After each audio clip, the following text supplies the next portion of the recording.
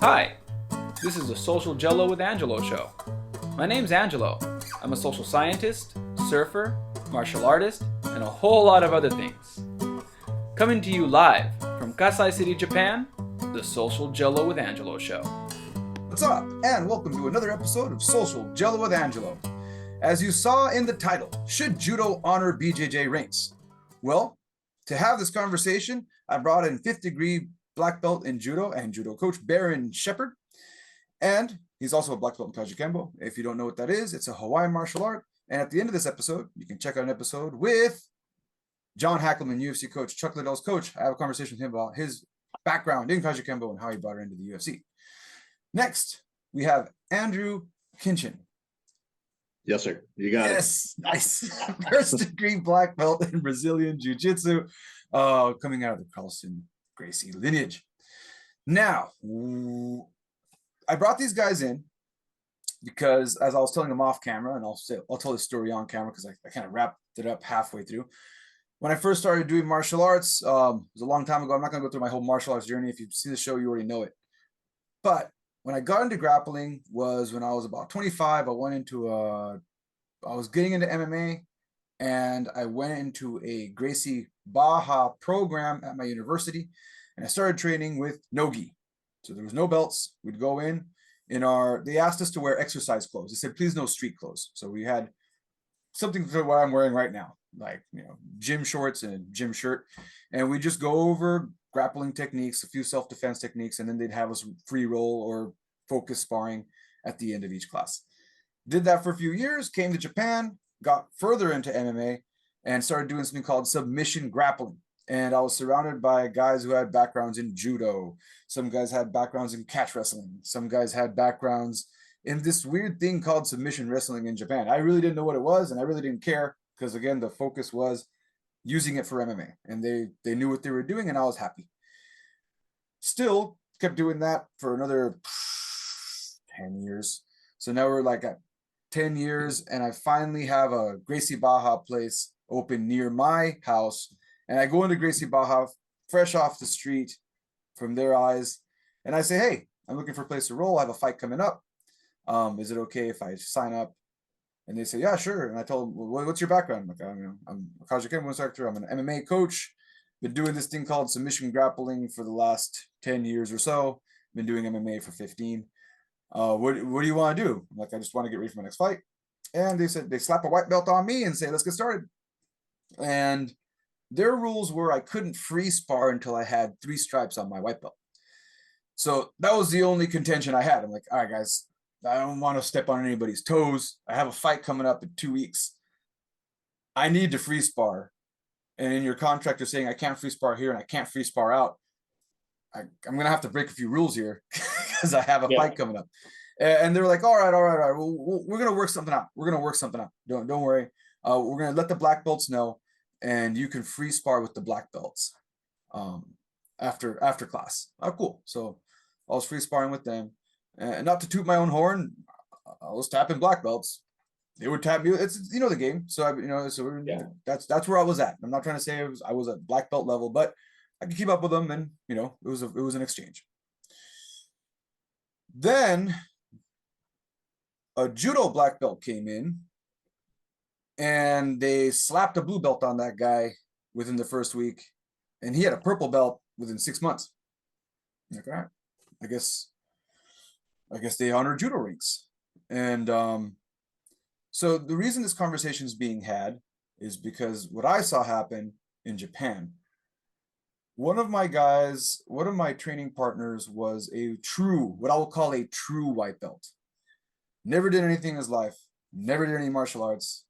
Came in, started doing Brazilian Jiu-Jitsu, worked his way through the system, got his 3rd stripe the way he's supposed to get it, and that's in the Gracie Baja system. I'm saying Gracie Baja a lot. I hope they don't get mad at me. I'm not there anymore. Hopefully they don't send their goons after me. And about 8 months, 9 months in, gets his 3rd stripe, and that's when they allow competition. Goes to his first competition and has his shoulder snapped by a black belt in judo from another school who was a white belt in Brazilian Jiu-Jitsu. and the guy just got shoulder thrown, and later he finds out that that guy's a judo champion, and he got hip tossed and he was out. Yeah. And from what after that incident in Japan, I know in America it's all, and you guys can correct me here if I'm wrong. In America, black belts in judo have to compete in blue belt in Brazilian jiu-jitsu. They can't compete as white belts in IBJJF. Yeah, and IBJJF, I think the stipulation is they have to have collegiate level judo experience. Okay. So it's not just a hobbyist judo. They had to have had a competition level experience. Okay. At the time in Japan, that rule wasn't in place, and a lot of people got hurt. and that's when they came up with the rule. Now they follow in America's footsteps. So now I hear from Barron that now judo recently is now honoring Brazilian jiu-jitsu ranks in competition. So now we're open for the discussion. Should this be allowed? Should not be allowed? Barron, I'll have you open up. And really, I don't even want to mention the judo organization, but it's what their thing is basically, if you're a black belt in BJJ, they're going to allow you, okay, to basically test for, say, if you're a black belt, okay, they will allow you to test to up to a brown belt in judo. So you skip all those years of training, right? You can just take a test, and if you pass it, wow, I've got my brown belt in judo. That's basically what they're saying, okay? And so my stance is, all right, and this is my opinion, okay? I teach a judo program at a BJJ school, Carlson Gracie BJJ school. As far as I'm concerned, the best BJJ school around, okay? So they come to me wanting to improve their throwing skills, okay? Well, that takes time and effort. You got to train to do that, okay? So you're giving somebody a shortcut to at least a brown belt level. How does that make his judo skills any better? So that's my argument. If you're going to skip all this time in grade and all this time in training, how does that make his stand-up any better than it was before he took the test? It's not. Okay. I mean, so at the end of the day, my philosophy is, if you're a judoka and you want to learn BJJ, put a white belt on and go learn. Okay. Flip that around. If you're a black belt in BJJ and you want to learn judo, you put a white belt on and you go learn judo. And Carlson Gracie, a lot of the early guys, Carlson Gracie Jr. made Carlson Gracie. He made his guys go out and train in judo and get a black belt in judo. So they had legit black belts in both. Well, over the years, and I think Andrew can back this up, they kind of got away from that. So at the end of the day, what's going on between Andrew and I, we kind of want to bring that back. So yeah, and that's really the biggest point for me, is that each took a very separate path. And I think that has to be recognized in this conversation, where several of the people I see really lobbying for the time and grade to be reduced have trained in both for many years. And I think it's important, and I say this as a jiu-jitsu guy, overall, and I'm talking about the overall product, not your top 5% elite level guys, the takedowns aren't very technical. The stand-up, I've literally Worlds, IBJJF Master Worlds just passed. I watched the majority of my division not ever hit the ground for being locked up in a bullfight that they couldn't get each other to the ground. And I think, to me, that's one of the biggest points in this conversation is, you can't make the rule based off the top 5%. I'm going to have wrestlers come in who progress quicker. But coming from the background I come in from and believing so wholeheartedly in the fundamental movements and basic positioning that you have to understand, I still have to teach those guys certain things. Now, they may catch on quicker, but it really rubbed me wrong to think as soon as I trained with Coach Barron off and on for years, just doing open mat style stuff. When I reached out to him and really wanted to improve my guys on the feet, I put a white belt on. I mean, I'm 17 years in jiu-jitsu. I've done takedowns, but I had to relearn some really fundamental movements to get to the level I want to get to in my stand-up. So I think, to me, that's one of the biggest points in this conversation is the overall knowledge. You can have a guy competing at a very high level that could never instruct another person to compete at that level. And for me, it's passing on that knowledge. And I don't want to shortcut it because I need to know all the little details. I need to know the hows and whys to make my guys good at it. So I guess this brings me to another question. Arguably, for some, Judo came first, BJJ came from a derivation from Judo. Is it that Judo is a little more pure because of its traditional background, whereas BJJ is a little more mixed because it's an evolving art, right? Is that what's happening? In other words, because I'll let Barron go first, but okay, yeah, that's okay. So is that what's happening? Is Okay. Judo more of a purist art, and now BJJ? No. I don't think it has anything to do with that. All right. I'm just gonna say it. Say Okay. it. We got an organization, a couple of organizations, they're just selling out. They're selling Judo out. Plain and simple. If you want to cross train, that's great. Okay. If you want to do what they're wanting to do, okay, but you do it, all right, and you keep the integrity of Judo. You don't shortchange it, and that's what's going on. All right. At the end of the day, me personally, I'm a 5th degree black belt in Judo. Okay, and it's just like I said, I told you before the podcast. Andrew is my BJJ coach. I've got a white belt with 1 stripe. I don't want to be robbed of the journey, man. You know what I'm saying? Because as a 60-year-old man, okay, this journey is different now for me than it was in Judo. Okay, they're 2 distinctively different journeys. And let's go back. Okay, BJJ started from Judo. Okay, but they really broke off in 2 separate directions. Okay. I mean, look at BJJ's ground game. There's been so many and so much innovation to that game since day one. It's ridiculous. Okay.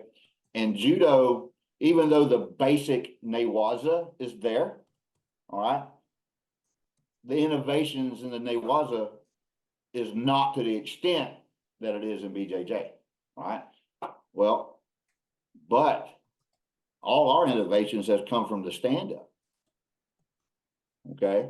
And that's where we spend 80 to maybe 90% of our time is on our feet. And I think Andrew will agree, 80 to 90% of what's going on in BJJ is newaza. It's on the ground. So it really kind of makes them, at this point, in my mind, 2 very distinctly different martial arts.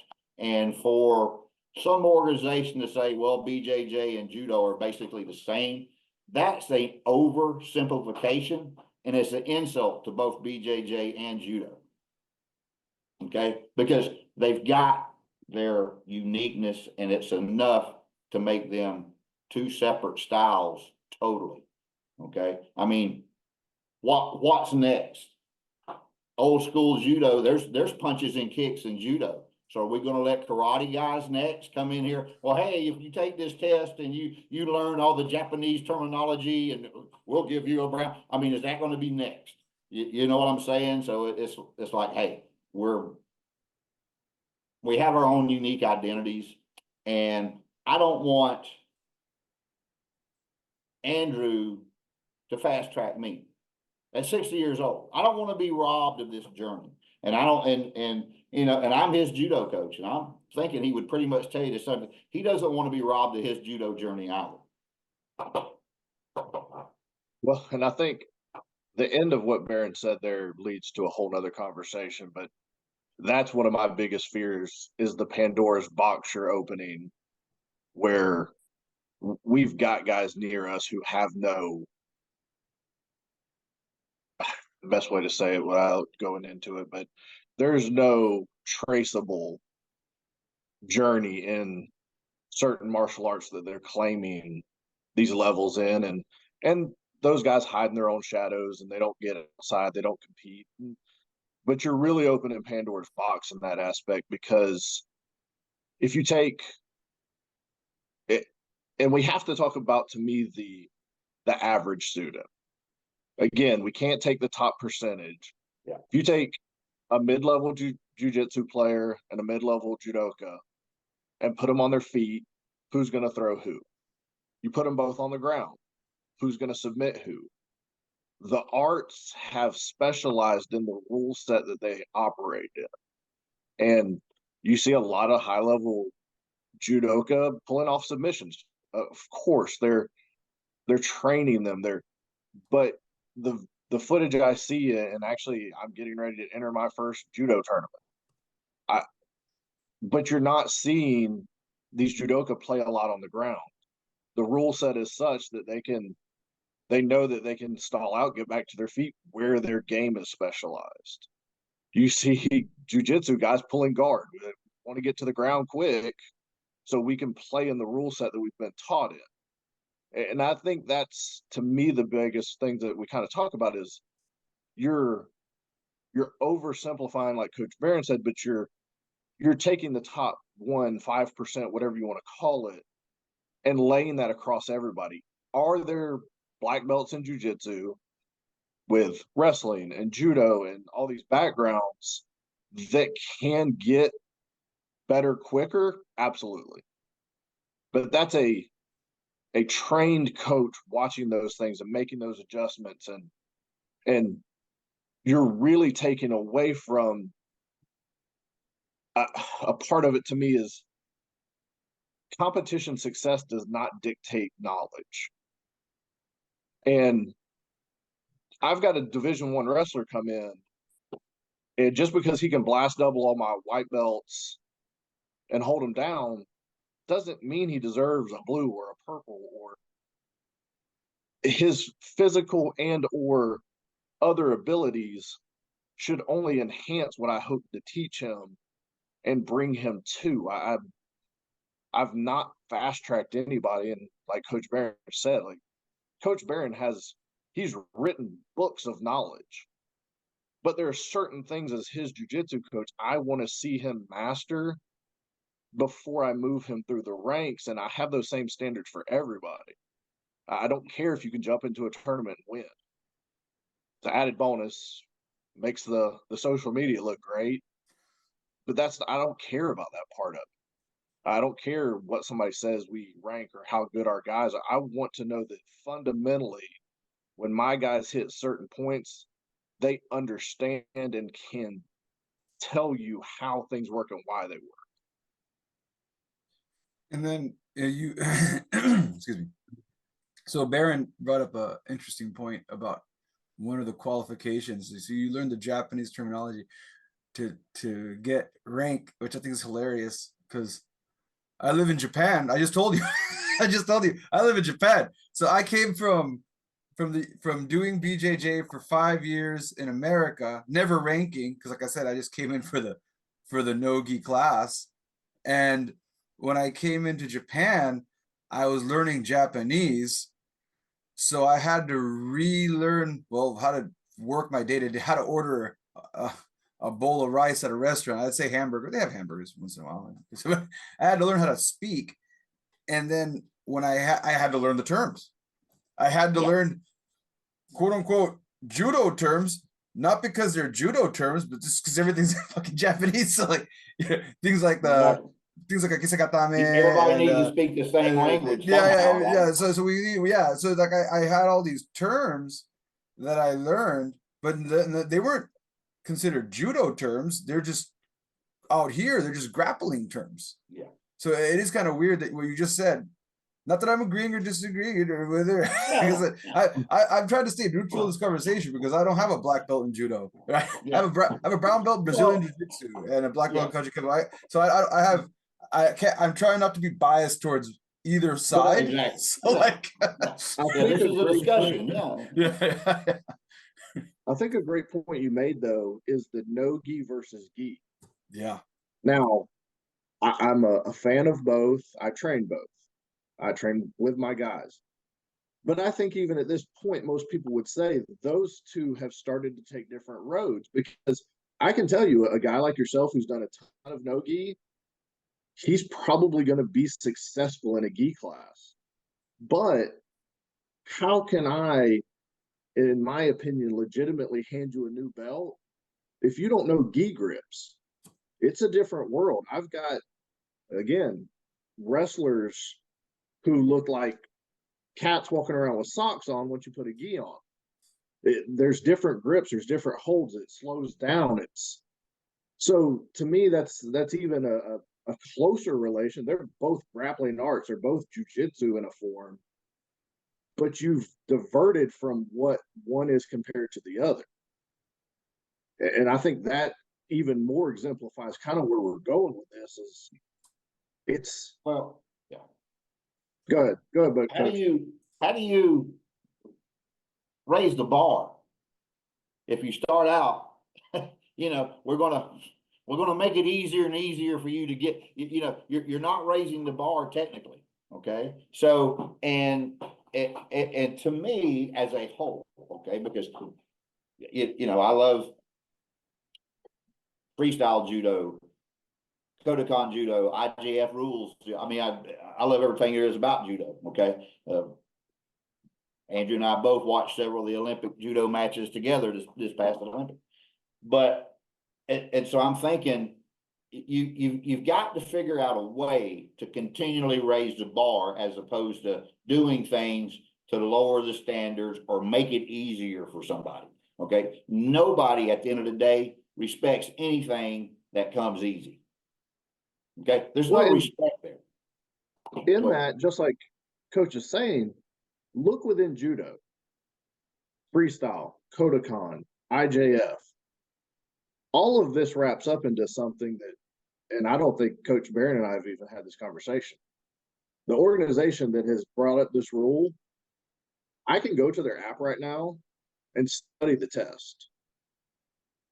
So, and I don't care about, like, again, it's about the journey for me. It's about improving myself to ultimately improve my students as well. But if I can go study your test and know the answers to this test we're going to base my knowledge ranked on, it teaches me the Japanese terms. It teaches everything I need to know, the history, everything. What have we proved? I've put a ton of time in on the mat, so I'm very sure of that. But you stick me out there with a black belt in judo, I don't know the gripping game. I don't know the things to the level he studied them. So you're really changing the whole game here. Quite honestly, I mean, let's just be blunt about it. Judo started to die off because of they never took a business approach. They were a very wholehearted martial art who wanted to be there for the masses. It was no different than Carlson Sr. wanting just to provide jiu-jitsu to the masses and make sure it was accessible and before he found that business sense. Judo just wants to capitalize on the popularity of jiu-jitsu and pull those guys in. Membership numbers are sagging and they need to make more money. I mean, let's just call it that what it is. That's exactly what it is. Yep. You know, so, and what's the cost? You're not keeping the integrity of judo. You're basically watering it down. Okay. And look, as a judoka, okay, if I knew somebody that tested for their judo rank in such a manner, I would go, yeah, okay, that guy's not, I don't care how big your piece of paper is saying, hey, at the end of the day, it's what you can do. Okay.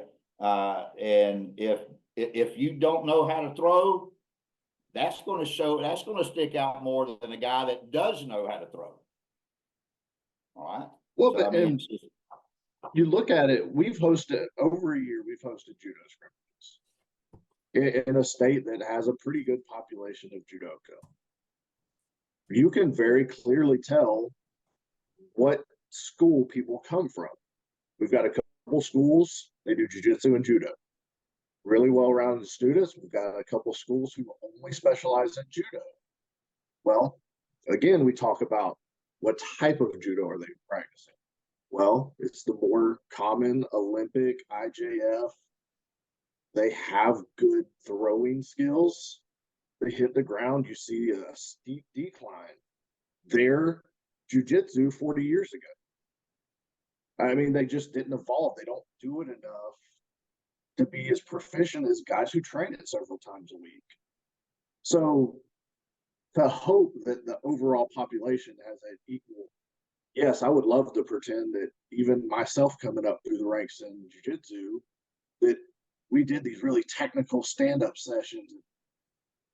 Man, at the end of the day, most jiu-jitsu schools, that's what I'm saying, we're talking about the average here, not elite level, not my top 10% guys who compete. And you're hobbyist. That I can tell you right now, you could list the name of throws and you could put the American translation to it and say, okay, I want you to perform these 10 throws. They're going to pull 2 or 3 off. They're going to fumble through 2 or 3, and there's going to be several that they have no idea what they even are. Because it's about getting to the ground. At a certain point, if I don't know how to take it down. We had this conversation, and I think it's the easiest way to put it. Because Andrew brought up, he says, man, if you take your normal everyday purple belt, he doesn't know as many throws as a judo yellow or orange belt. Okay. And you know, the purple belt may know 5 or 6 throws, but if you go back to judo standards to get your orange, there's at least a dozen throws that you have to know in the test. So there's a big information or lack of information gap that's going on. If that kind of makes it easier, you know, more. Well, but even you look back to, like, it was either Huish or Henzo, one of them said it recently. It was a high level older school jiu-jitsu, but they said you should have 4 or 5 throws that you could choose from at any point, and that's where your standing game is in jiu-jitsu. Because they don't know any much more, most guys. They find something that works well for them, their body type, their game, and they try to specialize in that. Well, when you go against a guy who can neutralize that, there's no plan B. You've not given yourself, you don't have the wealth of knowledge to pull from to have a B, C option to come back to A. You just don't have the knowledge base on your feet to be as effective, and then guys end up pulling guard. They end up in these sloppy wrestling battles. They end up, their heads are pushed against each other, their butts are 10 feet apart, and they're hoping to drag each other down so they don't end up on the bottom. I mean, so this all right, so this is, and you guys also bring up another good point. A judo student versus a judo coach, right? We keep making this distinction. Your top 5%, and this, the other part of this conversation we have to have is the difference between, we're all coaches. This is a coach conversation. Yeah, exactly. Right. And I was telling you in the beginning of this story, that difference between a student, a pure student that I would call, someone who's just coming in and learning something, as opposed to some, let's face it, we're all kind of martial arts geeks. So as opposed to the martial arts geek who's been doing several martial arts for several years, and keeps to, you know, and Look, okay, now look. so like I've been trying to get out for years, but I feel like Al Pacino in The Godfather. I keep getting pulled back in. So that's another thing we got to bring up, right? That's why I said, like, so I'll bring back my journey. And like I said, 8 years ago, I put on the gi. 8 years ago, I put on the gi, and I finally started earning rank. I wasn't fast tracked. I didn't mind. Yep. I'm at brown belt. And people are like, oh, and I eventually had to leave that school I got the brown belt from. Yeah. Actually, no, I didn't get the brown belt from that school. I was about to get the brown belt, and I left because I didn't want to get the brown belt from them because they were doing the time release. I was noticing that people were passing me, and I really didn't care. I really didn't care because I was just there to put the gi on, to get my mat time, to get my practice in. Yeah. That's yeah. it. That's it. Yeah. At the end of the day, I'm running an MMA program at my gym, and I'm now teaching gi jiu-jitsu. Not because I want to, because like I just talked about earlier, I like MMA, I like no gi. Personally, I can do gi. I learned gi. I learned the clock chokes. I learned the paper scissors sweeps. I learned the stuff. I learned the gi grips. It's just not as fun for me. It's not my. I do it. I just don't have the same joy that I get from no gi and MMA. It's not, but because I am a martial arts geek, though, I'm curious about it. I'm curious about collar chokes, right? I'm curious about how to set up a triangle and a collar choke. That's interesting. Never did that before. I'm curious about a Peruvian necktie choke. I'm curious about it. But at the end of the day, it's a very geeky thing that I'm doing. At the end of the day, I'm a very practical guy. And I'm like, never in my life am I going to, how, I know this, I'm going to get a lot of shit for this. How would this work for on the street? So I'm going to unbuckle my belt with a Peruvian necktie choke. Yeah. I'm going to unbuckle my belt. So like these things, if I start thinking in that fashion, I have to remember, okay, now I'm playing a geeks game. I'm nerding out on this thing. I'm just going to enjoy that. And some of the guys ask me, well, when are you going to get your black belt? Now, honestly, I will hold on. I changed associations because that association actually had a test. I like that. I'm like, that's cool. The other place did not have a test. It was just, I just stuck around. And if I stuck around and showed up twice a week, I'm going to rank. There was good things and bad things of that. And I was like, all right. At the end of the day, my guys are asking me to teach them stuff. So I got more into it so I can teach them because I'm a teacher first. I'm not at this point. At 42, I'm a teacher first. Why don't I compete? Because me competing takes me away from my guys. That's what it comes down to. I tell my guys, you compete. Well, you ask me, you go out there and compete. That's for you. Yeah. But I think being a coach or a teacher is kind of like being a pastor. It's a calling. I mean, I really do think that, so. Yeah. So like I said, to kind of add to what you were saying, there's some of the BJJ guys they have no interest in getting rank in judo. Okay. They want to pick up a handful of throws. Hey, coach, show me I get that. I get things. I get no-gi guys come up to me all the time. Hey, is there a no-gi variation of that throw you were doing? All right. And so that's just kind of, and Coach Andrew will tell you, I'll stop and I'll show people. I mean, I do the best I can to,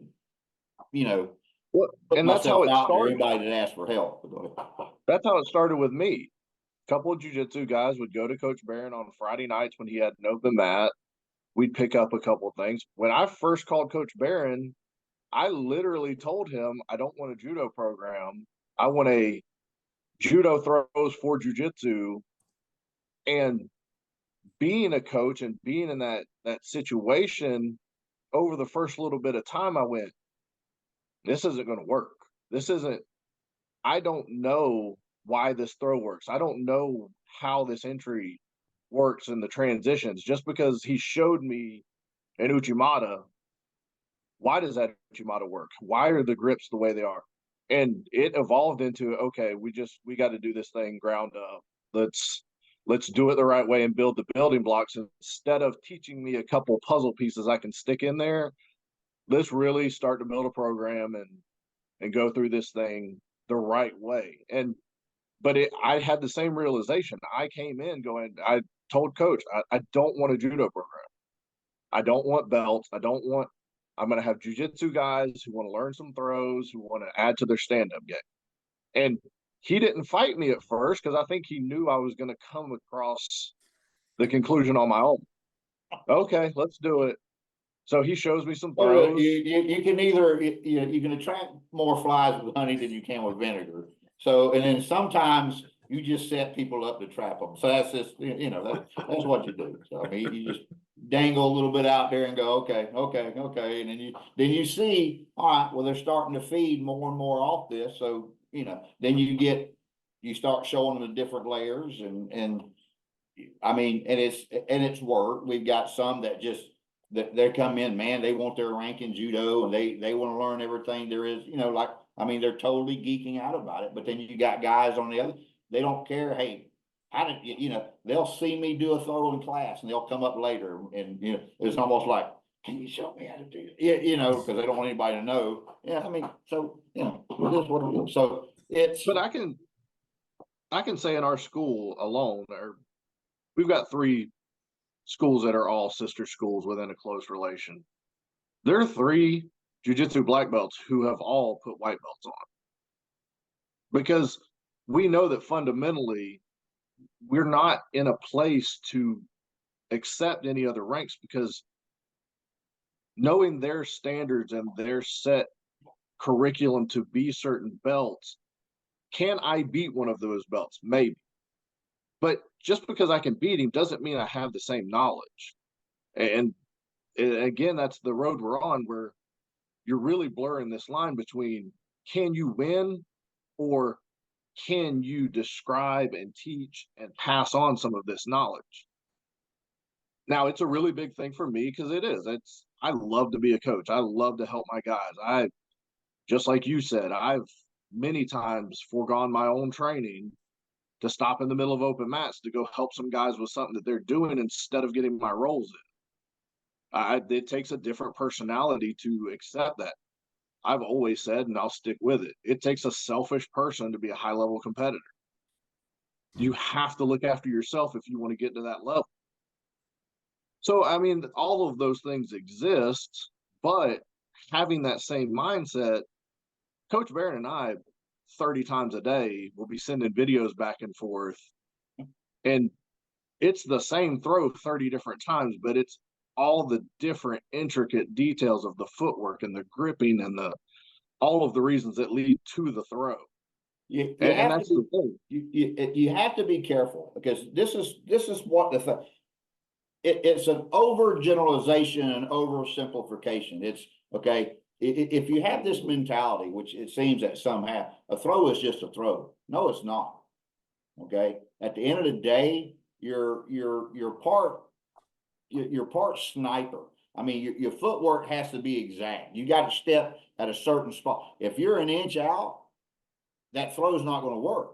Okay. You can be an inch too shallow and all of a sudden you're trying your best to muscle a throw over, as opposed to relying on all the leverage you could have had if you were just an inch closer than what you were. So that's, you can't, again, it's, I don't think a choke is just a choke. I don't think an arm bar is just an arm bar. So, I mean, there's all kind of little intricate details that make the technique more powerful and more effective. So. It would be no different. Like I say, end of this month, I'm traveling down to Port St. Lucie to enter a judo tournament to play by judo rules. If I walked in that tournament and did standing collar chokes to everybody I touched, cool, I got a gold medal for finding a loophole in the rules. That's all. To circle all the way back, that's all this time and grade degradation is. It's a loophole in the rules. Cool, I won. Coach Barron, give me my black belt. I just won a tournament. Awesome. I mean, if I want a bunch of internet fans, that's, oh man, just jiu-jitsu black belt walked into a tournament and he wanted. Nobody cares. It's not about that. I didn't learn anything from it. So well, I think that's a problem, though. I think you just brought up a really good problem. People do care. That's the problem. You said nobody cares, but that's the problem. In this social media age, that would get 1 million views.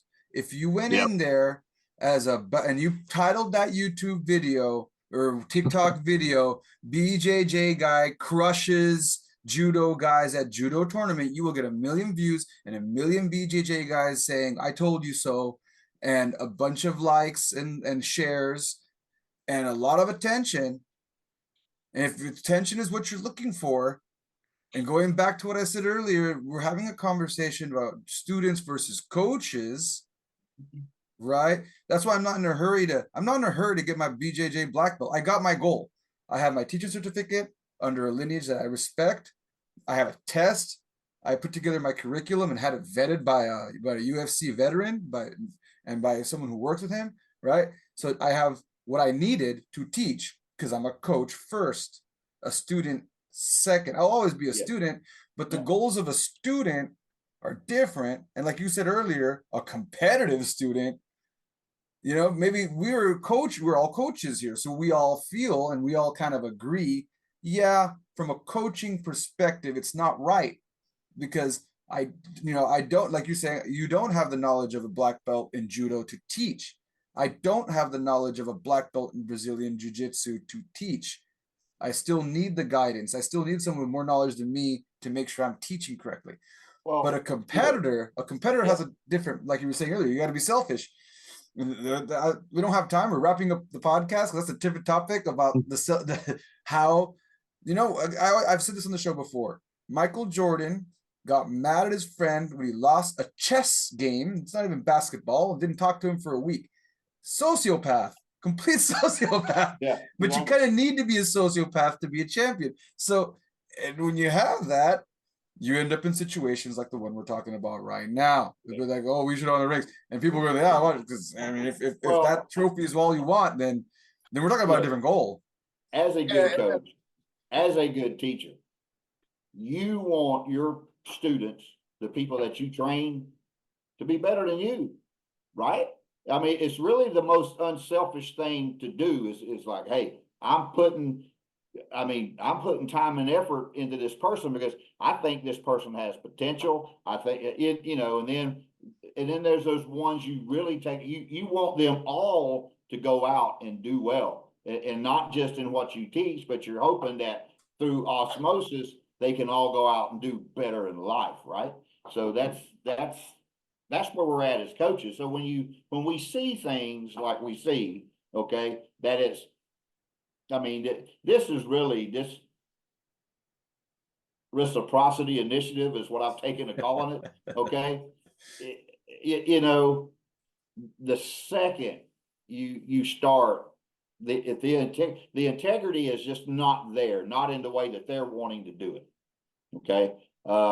And I'll give this as another example. Say, okay, it took approximately 2 years for Coach Andrew to get a blue belt from me, which is a Yonkyu rank in judo, 2 years. Okay. Now, if he would have done a lot of scrimmages, competed in a lot of judo tournaments, okay, I might have shaved 25%, depending on how many competition points that maybe I gave him. Okay. So he could have got it maybe as quick as a year and a half. All right. So, but he still has a year and a half of time that he's put in. Okay. And I think we can all agree here. A lot of times when you go to a competition, if you're lucky, you have 3 or 4 matches that day. So, and that's a big kicker, in experience. Okay. Yes, that should be awarded somehow. Okay. But when you're doing this thing that they're trying to do, man, you're skipping several ranks. Well, but I think a key point there is not only the reciprocity that we're talking about. On some of the lower ranks, they remove the point system that I always kind of respected of judo, where, okay, there's a minimum time and grade, but that's based on somebody who's competing. That person is putting in more hours than the hobbyist that shows up twice a week and does an hour class. So I always respected that aspect of it. It's like, okay, hey, there is a little bit shorter route, but you're putting in the work to get there. It's not Now they've removed those points, and the time in grade now doesn't reflect the fact that that's a time in grade if I've done these other things to assist. So we have to wrap up. And before we wrap up, I'm just gonna try to, if we can try to answer this question quickly. That's what I'm gonna say, because I got 3 minutes to throw my gi on and do the thing that I said that I don't like to do.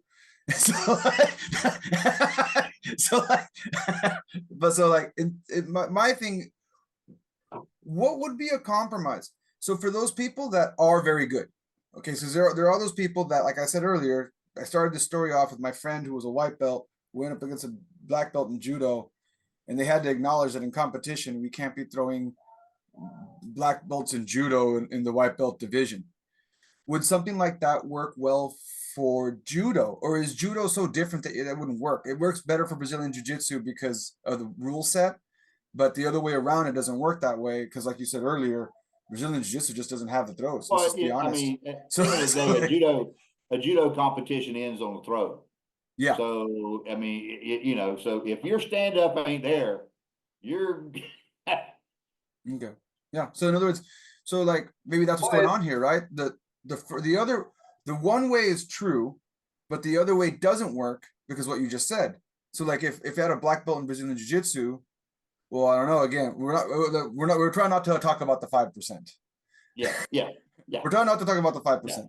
We're talking about people that are coming up and so if you have a black answer, real quick, the easy answer I think though is there, and Barron could correct me. If you look at most judo tournaments, they're not putting every belt level against each other. They've got a novice division with very little experience, and everybody else gets stuck in the same division. So you've got guys of different experience levels trying to throw each other. Jiu-Jitsu doesn't do that. It doesn't segregate it that widely. It's white belts of this weight, of this age. It's because there is such a larger pool. I think you can do that. All right. But like in this next judo tournament I'm going into, I'm in the advanced now. I reached out to the promoter ahead of time, said, "Hey, listen, I've got 17 years experience. I've got limited judo. I'm okay going up. I don't want to sandbag. I don't want you to stick me with brand new guys who are just getting into AR. I want to go against the more experienced people." So I think that's a difference also that has to be taken into effect of how each martial art looks at competition. And you're not a psychopath. So like that's right. I think that's one of the problems that we're talking about. Well, I hate to say this, guys, but we do gotta go. We don't gotta go. I gotta go. So but I want to thank Barron, and I also want to thank Andrew for coming out and clearing that up. So I did not know that. I did not know that judo had an advanced, intermediate, and novice division. Here they do with among the organizations. All right, so they kind of. And then so anybody watching this, and we're talking about Florida in the United States. So if you're wondering about that, you can check it out there. And yeah, in the comments, what'd you get out of this conversation? Throw it in there. Have a discussion. Do you think that judo should or shouldn't honor the ranks? Why do you, now that you have this information, now that you know that how judo works, how Brazilian jiu-jitsu works, shoot off in the comments. Try not to call each other names too much, please. And promotion time. Where can people find you guys? You guys are. Go ahead, Andrew. Carlson Gracie, Winter Haven. Within Carlson Gracie, Winter Haven, we have Winter Haven Freestyle Judo, which was the old Winter Haven Judo program. And when I brought Coach Barron in, I want to make sure that any social media is YouTube. And overall, the biggest initiative is Florida Freestyle Judo. We're trying to make sure old school freestyle judo, IJF judo, people have a home for competition and knowledge. All right. And then if I did my work, one of you guys can send me a link. I know you have I'm subscribed to your YouTube channel. So if you can just send me a link to that, I'm going to put that so people can see it here and they can see your YouTube channel too. And also if you have a link to a website to people find your school, that'll be in the video description as well. So you can later. Oh, You'll catch that there. So, Social Jello with Angelo podcast, one of these a week, talking about martial arts and sometimes psychopaths. Catch you next time. Thank you guys.